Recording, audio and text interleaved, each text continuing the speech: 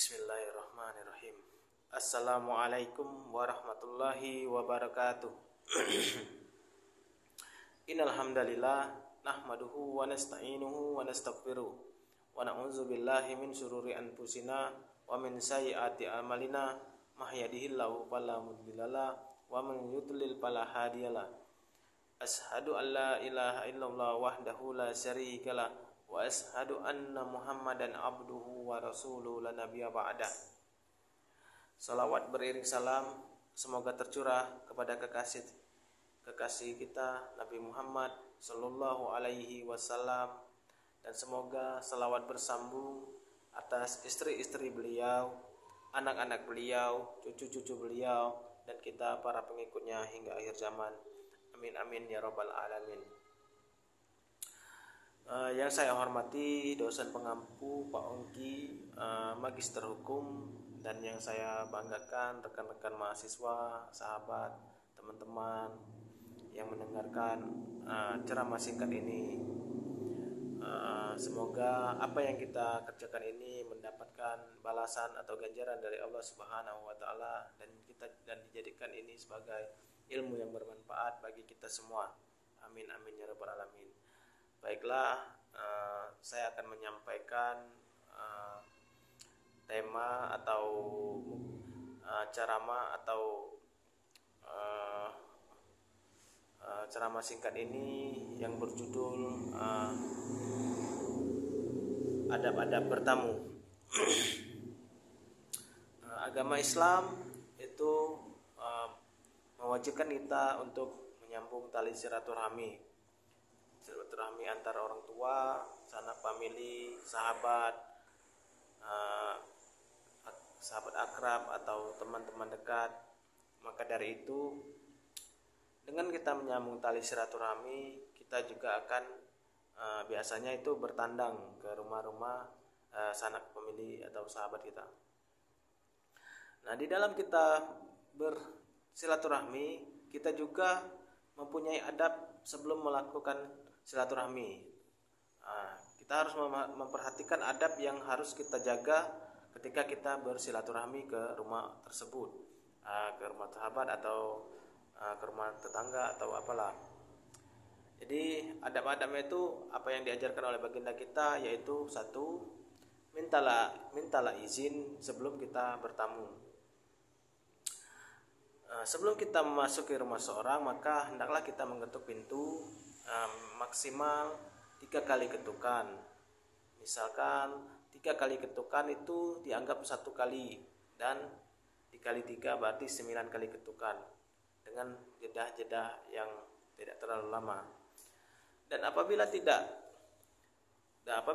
ada jawaban dari si pemilik rumah, hendaklah kita jangan mengintip. Baginda Nabi itu kalau mengetuk pintu, dia tidak pernah menghadapkan posisi mukanya ke rumah rumah tersebut. Dan hendaklah sebelum kita mengetuk pintu, maka ucapkanlah salam, karena kita dianjurkan mengucapkan salam kepada orang tersebut. Yang selanjutnya ialah tidak mengintip tadi. Maksudnya tidak mengintip di sini, kalau biasanya itu orang-orang kita ini kalau ngetuk pintu sampai 3 kali tidak ada jawaban, maka biasanya kebanyakan orang mengintip, mana nih orangnya, mengintip ke jendela dalam. Maka hendaklah itu bukan adab yang baik untuk bertamu. Dan apabila kita diberikan izin untuk memasuki rumah tersebut, hendaklah kita duduk sesuai yang dicontohkan baginda, ialah tidak melihat ke arah ruang tamu atau ruang keluarga. Hendaklah kita mencari posisi duduk ke arah pintu luar. Dan apabila kita dipersilakan untuk duduk di kiri, maka hendaklah kita duduk di kiri. Dan apabila kita dipersilakan untuk duduk di kanan, maka duduklah di kanan. Jangan kita apabila dipersilakan duduk di kanan, kita duduk di kiri, maka itu bukan adab yang baik untuk bertamu. Selanjutnya, sebelum kita bertamu hendaklah kita membawakan sesuatu oleh-oleh atau hadiah, karena kata baginda Nabi, saling memberi hadiah itu akan menumbuhkan rasa cinta terhadap sesama karena Allah Subhanahu wa taala. Jadi hendaklah kita saling bertukar hadiah. Selanjutnya, apabila kita telah bertamu dan bercengkrama, maka hendaklah adab bertamu di sini hendaklah kita tidak mengomentari apa yang ada di dalam rumah tersebut. Contoh, kok gordennya ini warnanya seperti ini, atau cat rumahnya terlalu mencolok atau terlalu mengkilap, atau sofanya ini kurang empuk. Itu maka hendaklah itu jangan terlontar di ucapan kita, karena itu bisa saja menyakiti hati seseorang itu, atau juga bukan adab yang baik untuk kita. Maka hendaklah kita tidak mengomentari apa yang ada di dalam rumah tersebut. Baginda katakan, hendaklah kita bertamu itu dalam keadaan buta, maka keluarlah dalam keadaan bisu. Artinya apa? Kita tidak bisa mengomentari, kita tidak boleh mengomentari apa yang ada di dalam rumah tersebut. Nah, selanjutnya, apabila kita disuguhkan makanan, hendaklah kita memakannya, dan apabila kita berpuasa maka hendaklah berkata. Tapi kalau puasa sunnah ya boleh dibatalkan, dan apabila puasa wajib maka hendaklah kita menjawab kita sedang berpuasa. Selanjutnya, kalau kita tidak berpuasa maka hendaklah kita menyantap hidangan tersebut dengan mendoakan si pemilik rumah dengan doa memberikan ampunan mintakan ampunan kepada Allah untuk orang-orang yang ada di dalam rumah tersebut. Yang selanjutnya, apabila kita memakan hidangan, hendaklah kita memakan makanan yang ada di hadapan kita. Jangan kita menjangkau apa yang jauh dari jangkauan kita, karena itu bukan adab yang baik untuk kita.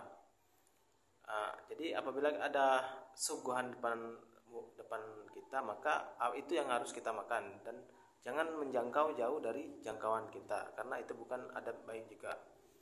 Yang selanjutnya, apabila kita telah bercengkrama atau jangan terlalu lama di rumah orang tersebut, karena takutnya akan mengganggu aktivitas yang ada di rumah.